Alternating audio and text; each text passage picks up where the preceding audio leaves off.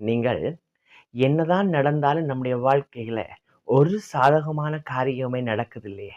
நாங்கள் எதிர்பார்த்த காரியத்தை நோக்கி எந்த விதமான ஒரு அனுகூலங்களும் நடக்குது இல்லையே என்று சொல்லி கலங்கிக் கொண்டிருக்கிறவர்களா இருக்கலாம். 2 ராஜாக்கள் 3ஆம் அதிகாரம் 17வது வார்த்தையில ஒரு காரியம் இருக்கிறது. அதிலே தண்ணீர் இல்லாமல் அங்கே ராஜாக்கள் இருக்கிறார்கள், யுத்தத்துக்கு போனவர்களும் இருக்கிறார்கள். அப்ப தேவன் தீர்க்கதரிசி மூலமாய் பேசுகிறார். நீங்கள் காற்றையும் காண மாட்டீர்கள், மழையையும் காண மாட்டீர்கள், ஆனாலும் இந்த பள்ளத்தாக்குகள் எல்லாம் தண்ணீரால் நிரம்பும் என்று. பிரியமானவர்களே, உண்மையில் அந்த இடத்திலே தண்ணீர் தேவை. ஆனால் காற்றும் இருக்காது, மழையும் இருக்காது. அப்ப தேவன் நம்முடைய வாழ்க்கையில சில காரியத்தை செய்ய போகிறான்னு சொன்னால் காற்றும் இருக்காது, மழையும் இருக்காது, தண்ணீர் உண்டாகுவதற்கு சந்தர்ப்பமே இருக்காது.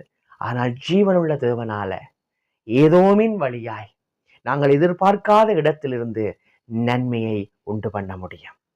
ஆம் பிரியமானவர்களே, தேவனை நோக்கி பாருங்க. உங்களோட வாழ்க்கையில எதுவுமே நடக்காதது போல இருக்கலாம். ஆனால் அன்றைக்கு 2 ராஜாக்கள் புஸ்தகத்திலே ஏதோமின் வழியாய் நீரூற்று புறப்பட்டு வந்து அவர்கள் வெட்டின வாய்க்கால் எல்லாம் நிரப்பினது போல உங்கள் வாழ்க்கையிலும் நீங்கள் எதிர்பார்க்காத இடத்திலிருந்து நன்மையை வர பண்ணி தேவன் உங்களுடைய வாழ்க்கையை நீரூற்றால் நிரப்புவார். கர்த்தர் தாமே உங்களை நிறைவாய் ஆசீர்வதிப்பாராக. ஆமென்.